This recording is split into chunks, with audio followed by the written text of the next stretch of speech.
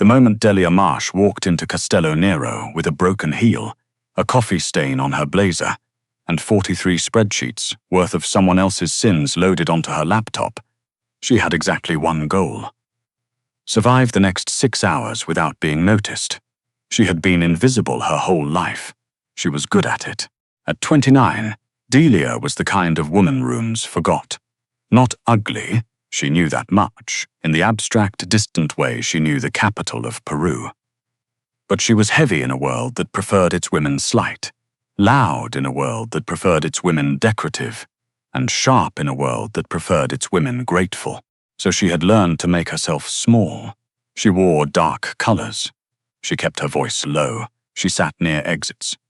She took notes no one asked for, and solved problems no one thanked her for, and went home at night to an apartment that smelled like Earl Grey and old paper, and she told herself this was enough. It was not enough. But that was a problem for another night. Tonight, the problem was Renzo Cardin. Everyone in Chicago's financial underworld knew the name. Castellano Cardin Associates occupied the top 3 floors of a Wacker Drive tower that had no public directory listing and took no walk-in clients. It managed money for people who could not explain where that money came from, and it did so with a discretion that bordered on the supernatural. Lorenzo Cardin. Renzo to no one, Mr. Cardin to everyone, and something colder to the men who had tried to move against him. Was not a name you said loudly in rooms with thin walls. He was 42 years old. He had never lost a case, never lost a deal, and as far as anyone could verify, had never lost his temper in public. That last part was the most frightening. The men who shouted were manageable. The men who went still were not. Delia knew all of this because she had spent the last 11 months as a contract forensic accountant quietly unraveling the books of his rival, a man named Philip Grund, who had made the catastrophic mistake of skimming from people who kept very precise records. She had been hired by a law firm. The law firm had been hired by people who did not disclose their clients.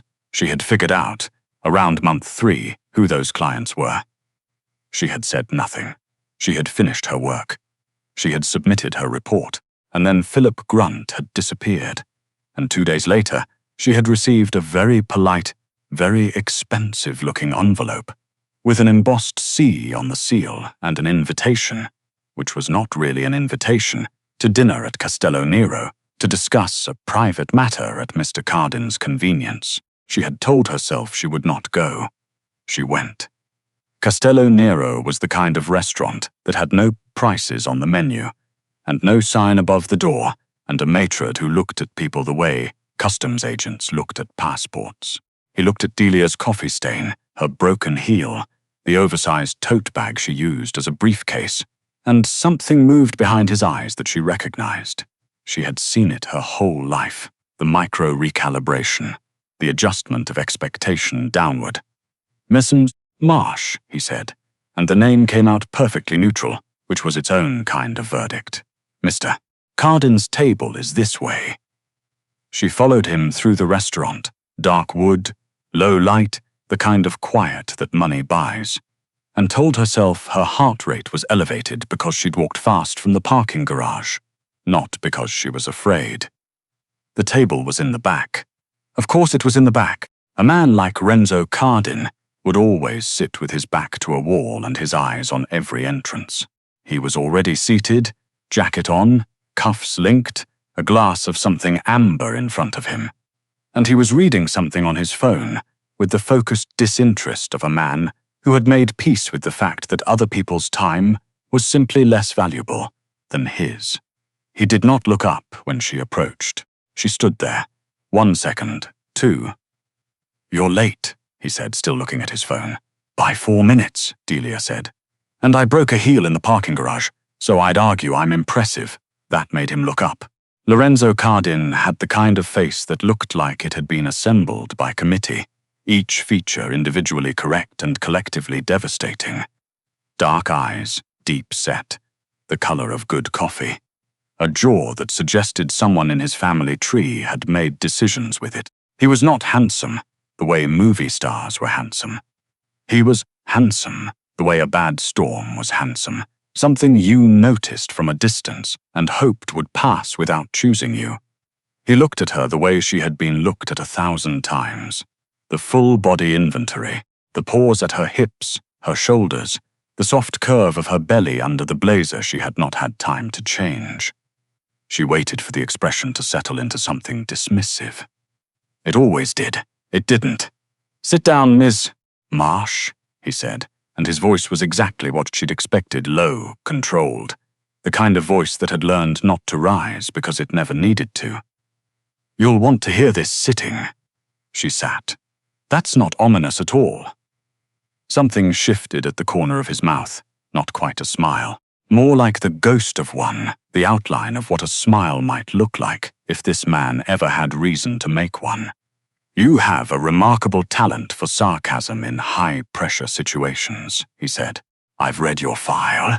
I didn't know I had a file. Everyone has a file." He set his phone down, face down, and turned the full weight of his attention on her. It was the kind of attention that felt like weather. "Yours is more interesting than most. 11 months working inside Grunt's organization. You identified 4 shell accounts in the Caymans he didn't know we knew about. You traced a paper loss of 8.3 million to a personal account in Malta using nothing but invoice timestamps and a pattern in the shipping manifests." He paused. "The lawyers we hired have 3 MBAs between them. They missed all of it." Delia kept her face very still. "I'm good at my job. You're extraordinary at your job," he said, without inflection, like he was reading a weather report. "And I need someone extraordinary at their job. Grunt's absence has left a gap in the management of certain financial interests. I want you to fill it." The silence that followed was the kind that had weight. Delia looked at him across the white tablecloth, across the crystal and the candlelight and all the expensive theatre of this place. And she understood perfectly what he was offering, and what it would mean, and how there was no version of this conversation that left her life unchanged. "You're asking me to be your accountant," she said carefully. "I'm asking you to be my forensic financial director," he said. "There's a difference." "There is," she agreed. "One of them is illegal. Most of the things worth doing are, to some degree." He picked up his glass, looked at her over the rim. "You already know who I am, what I do. You've spent a year inside the edges of this world. You could have gone to the FBI at month 4 when you figured out who the client was. You didn't. I considered it. I know you did. And then you calculated the odds and decided they weren't worth it. And then you went back to work and did the job you were paid to do, with more precision than anyone has ever applied to it." He set the glass down. "That's not a woman who's afraid of the dark, Miss Marsh. That's a woman who's learned to see in it." It was the most accurate thing anyone had said about her in years. She hated that. She asked for the salary range. He told her. She asked for it again because she thought she'd misheard. He repeated it with the patience of a man who was used to being misheard and had no feelings about it either way. "I'll think about it," she said. "You have until Thursday," he said, and picked up his phone again, which was apparently her dismissal. She thought about it for 48 hours. She took the job. The next 4 months were the strangest of Delia's life, which was saying something. Because she had once accidentally audited a money launderer disguised as a dry cleaner and had spent a week explaining to federal agents why she had invoices for £12,000 of starch. Working for Renzo Cardin was nothing like she'd expected and exactly like she'd feared. The offices were clean, cold, and organized with a precision that she recognized as anxiety made permanent. The anxiety of men who knew that disorder had consequences. Her own office was on the 31st floor, south-facing, with a view of the lake that she never had time to look at. She was given access to systems she should not have been given access to, and was expected to know what to do with them, which she did, because she always knew what to do with numbers. Numbers were honest. Numbers did not adjust their expectations downward based on the shape of your body. Renzo himself was a presence more than a person, in those first months. She heard him before she saw him. The shift in the office atmosphere, the straightening of spines, the sudden increase in keyboard activity whenever his footsteps came down the hall. He moved through the space like a cold front. Assistants did not make eye contact unless spoken to. Senior analysts rehearsed their reports. The head of operations, a quietly terrifying man named Draper, who had 17 years in the organization, visibly swallowed before entering Renzo's office. Delia did not rehearse her reports. She walked in, said what she had found, and left. The first time she did this, she heard Draper exhale behind her as she came out, like he'd been holding his breath. "How are you not scared of him?" he asked her quietly in the hallway. She considered this. "I've been invisible my whole life," she said. "You only get scared of people when you think they can see you." Draper looked at her strangely and said nothing. The thing was, and this was the thing Delia had not anticipated, the variable she had not included in her calculations, Renzo Carden could see her. Not the way she was used to being seen, not the inventory look, the recalibration, the gentle erasure. He looked at her like she was a problem he found genuinely interesting.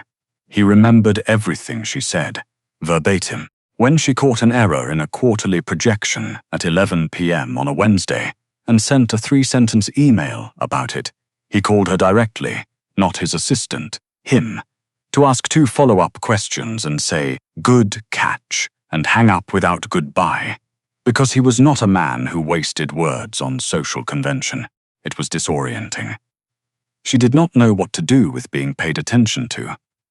It felt like standing in sunlight after a long time underground, pleasant and slightly alarming and not entirely comfortable. She told herself it was professional. He was a thorough employer. He paid attention to all his assets. She went back to her spreadsheets. The night everything changed was a Thursday in March, 8 degrees outside, a wind off the lake that felt personal. Renzo had a meeting. He had meetings every Thursday, a rotating dinner with the men, who ran the city's quieter arrangements, held in a private room above a restaurant on Rush Street that officially served Mediterranean food and unofficially served as a neutral territory for men who needed to discuss things without recording equipment. Delia had never attended. Her job was the numbers, not the negotiations. Except that tonight, the man who was supposed to present the consolidated financials, a senior analyst named Whitmore, who had 12 years of experience and, apparently, a crisis of conscience and a one-way ticket to Tampa, had not come in, had not called, had simply ceased, effectively, to exist within the organizational structure. At 6:47 p.m., Draper appeared in her office doorway, looking like a man who had swallowed something difficult. "We have a situation," he said. "I can see that from your face," she said. "What do you need?" "Mr. Carden needs the Q1 consolidated to be presented tonight." He checked his watch, 1 hour and 13 minutes. The way Whitmore would have presented it. "You have the files." She did have the files. She had restructured those files 2 weeks ago because Whitmore's organizational system had been, professionally speaking, an act of aggression against logical thought. "I'm not Whitmore," she said. "No," Draper agreed. "You're considerably better. The problem is the room tonight isn't." He paused, choosing words with the care of someone navigating a minefield in dress shoes, accustomed to certain presentations. Delia understood what he meant. The room was a collection of men who had been running things in Chicago since before she was born. Men whose understanding of women extended approximately as far as their usefulness as decoration. She was 29 years old. She was not decorative by the standard definition. She would walk into that room and they would look at her the way the maitre d' had looked at her the first night, and she would have to speak over that look. Through it, around it, while presenting numbers to men who had likely never been spoken to by a woman who was not trying to impress them. She looked at Draper. She looked at the files on her screen. "What's the parking situation on Rush Street?" she said. His relief was almost embarrassing. We have a car. The private room above the restaurant had low ceilings and lower energy, and 7 men arranged around a table who all looked up when she walked in and all performed, with varying degrees of subtlety, some version of the same recalibration she'd been receiving since she was 16 years old. Renzo was at the head of the table. He looked at her when she came in, not with surprise, because this was not a man who permitted himself surprise in front of others, but with something that recalibrated slightly, something in his expression that she could not entirely read. She set her laptop on the side table. She connected the HDMI cable. She pulled up the first slide. Q1 consolidated, she said. I'm Delia Marsh, Forensic Financial Director. I've restructured the presentation format slightly. You'll see the column breakdowns are cleaner than previous quarters, and the anomalies are flagged in red instead of footnoted, because I find footnotes are where numbers go to be ignored. Silence. The kind that was evaluating. Then a man at the far end, broad, silver-haired, with the face of someone who had made peace with being wrong about most things and had simply stopped updating, said, "Where's Whitmore?" "Tampa," she said pleasantly. "Shall we?" She went through the numbers. She knew the numbers the way she knew her own heartbeat.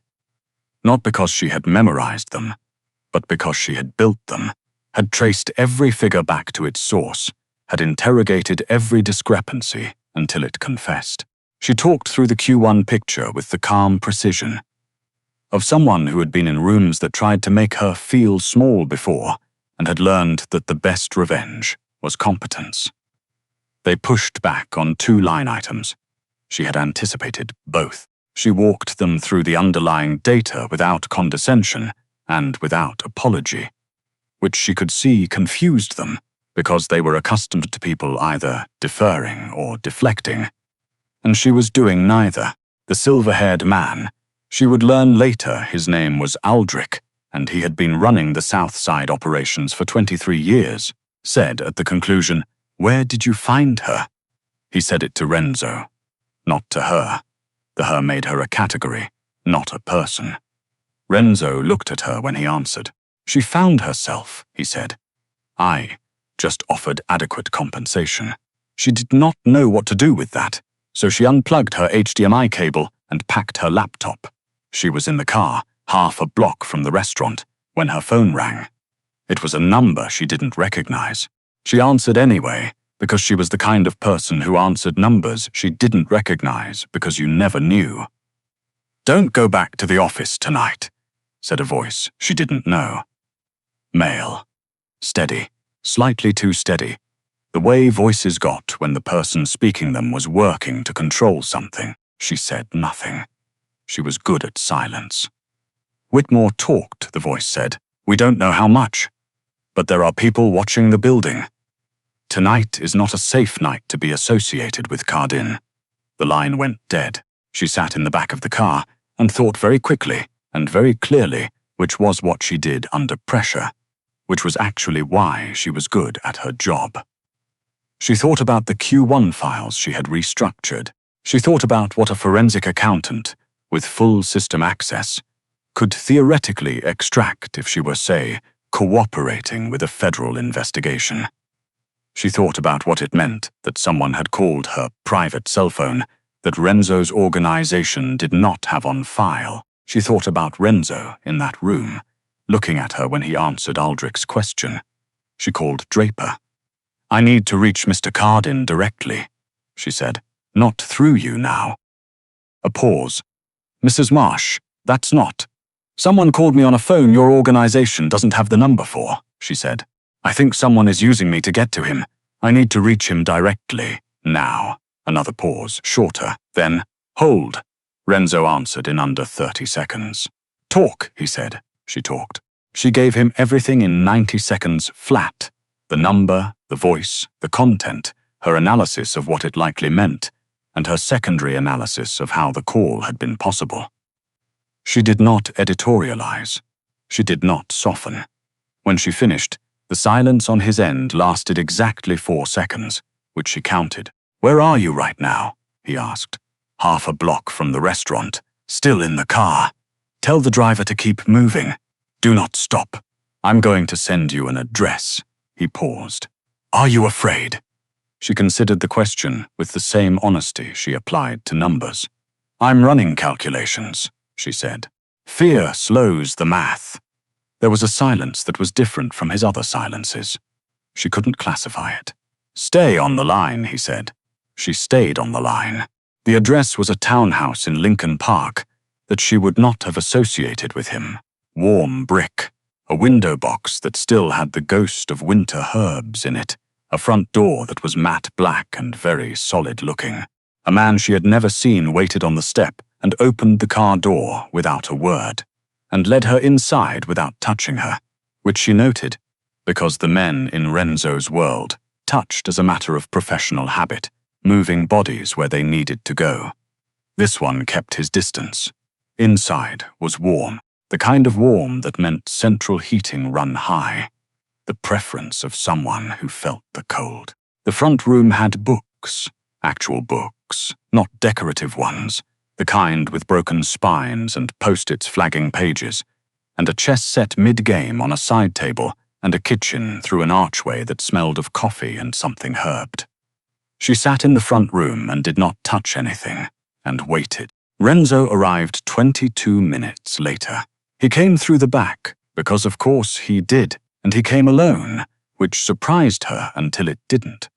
The kind of man who'd built what he'd built had not done it by trusting people to not be in the room when something broke. He was still in his dinner jacket, but the tie was gone. And the top button was open, and something about the silhouette of him in that state.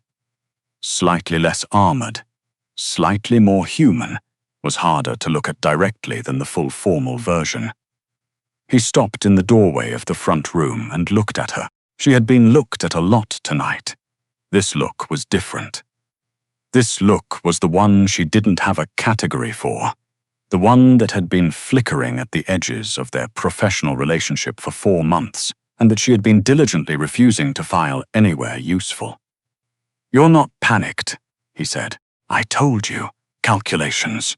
Most people panic first and calculate second. He came into the room, stopped near the chess table, looked at the board. It's less effective. I know you know. He looked up from the board. The lamplight did something to the shadows of his face that she was choosing not to dwell on. The call came from someone inside the organization. That's the only way they had your number. I assumed, she said. I've been cross-referencing who had access to the HR files. There are 4 people. I've been narrowing it since I got in the car. He looked at her for a long moment. You've been doing forensic analysis in the back of a car during a potential security breach. I had 40 minutes, she said. What else was I going to do? Something happened to his face. It wasn't quite the ghost of a smile she had seen once before. It was fuller than that. It changed the whole architecture of him. Briefly, the way a light turned on in a dark house changed the house. He caught it and put it away quickly, but she had seen it. There's coffee, he said, which was not what either of them had been talking about, and somehow that was its own kind of answer to something. She followed him to the kitchen. They worked through the night.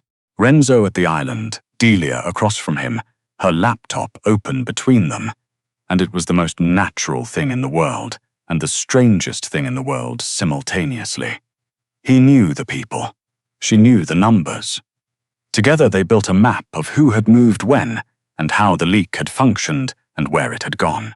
By 3 a.m., they had a name. She wouldn't write it down here, in this accounting of events, because some names carry their own weight. What mattered was they found it. At some point after the name, when the immediate problem had been solved, and the adrenaline was metabolizing, and the kitchen had gotten very quiet, she became aware of how small the space was, how the overhead light cast everything in amber, how Renzo was standing closer to her than he had ever stood before, looking at something on her screen, and she could smell something that was not cologne exactly, but was adjacent to it. Something clean and slightly warm. And she had been aware of him physically for 4 months. in the way she was aware of a hazard she had assessed and was navigating around. But this was different. He looked up from the screen. She looked at him. There was a silence that contained more information than either of them was prepared to process at 3 a.m. after a crisis. "You should sleep," he said finally. "There's a room upstairs." "I'm not tired," she said, which was a lie she delivered so flatly that even she didn't believe it. Delia. First name. He had always said Miss Marsh. The shift was a small seismic event in the geography of what they were. You've been awake for 22 hours. You ran accurate financial analysis during a crisis. You called me instead of running. You identified the leak. He paused. You can rest now. You've done enough. No one had ever told her she had done enough. She did not know what to do with that. "The room upstairs," she said carefully. "Is it the kind of safe house arrangement where I should not read anything into the hospitality? Or?" "It's the kind," he said, and his voice had done something new, something she had never heard from it, something lower and more careful and less controlled, where you should probably read into it whatever you're brave enough to read into it. She was brave enough for most things. She had proven that tonight. "I need to think about that," she said. "You always need to think about things," he said, and this time the smile arrived fully and stayed, and it transformed him in a way that was not entirely fair to spring on a person at 3 a.m. in a warm kitchen after a very long night. "I'm not going anywhere." She went upstairs. She thought about it for 3 days. She went back to work Monday and was professional and precise, and handed him the final leak analysis at 9 a.m. in a manila folder without meeting his eyes, which he accepted without comment. She processed invoices. She rebuilt a tax structure for one of the associated holdings that had been organized, she theorized, by someone who had learned accounting from a fever dream. She went home at 7, fed her cat, made tea, and thought. On Thursday, and it was always Thursday apparently, with these people. She knocked on the door of his office at 6 p.m. when the floor was emptying out and came in without being told to and stood in front of his desk. He looked up. She had thought about what she was going to say for 3 days. She had drafted and discarded 9 different versions. In the end, what came out was honest, which was the only version she had ever been able to sustain. "I have been making myself invisible for a very long time," she said. "I got good at it.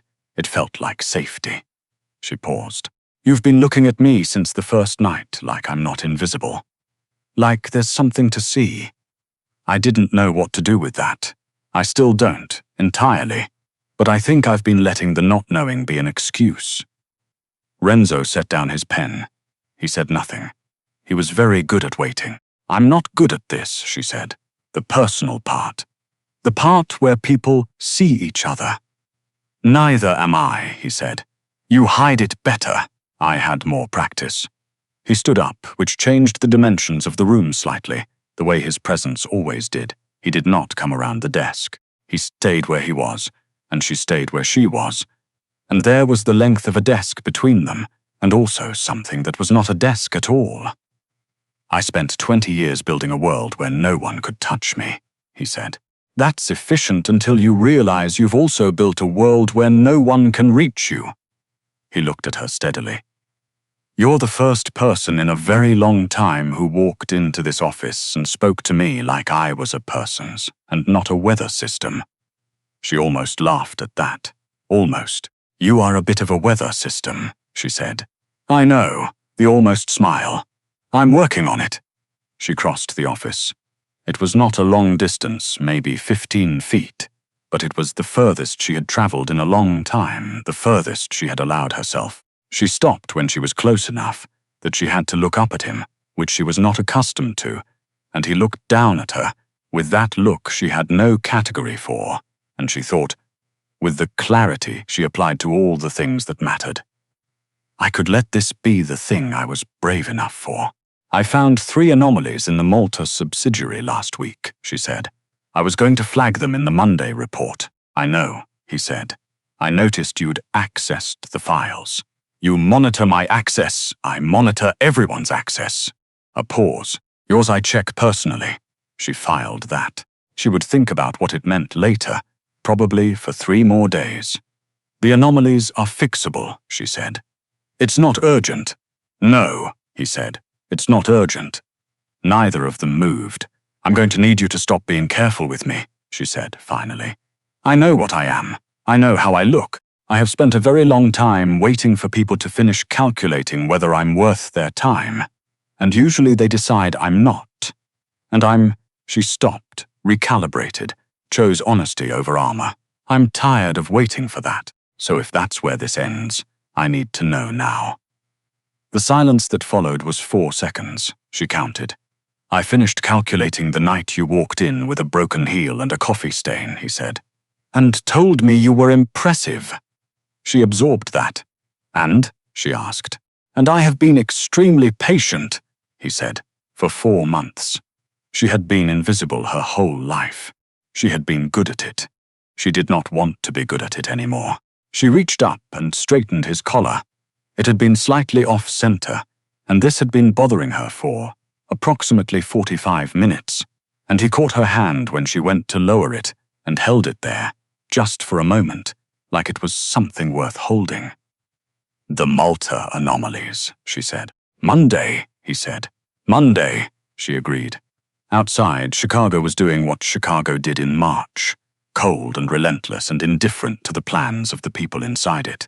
But in the 31st floor office with the south-facing window and the view of the lake she had never had time to look at, Delia Marsh stood in a pool of lamplight and let herself be seen, fully and without apology, for the first time in a very long time. And Lorenzo Cardin, who had built walls high enough to keep out armies, looked at her like she was the thing he had been waiting on the other side for.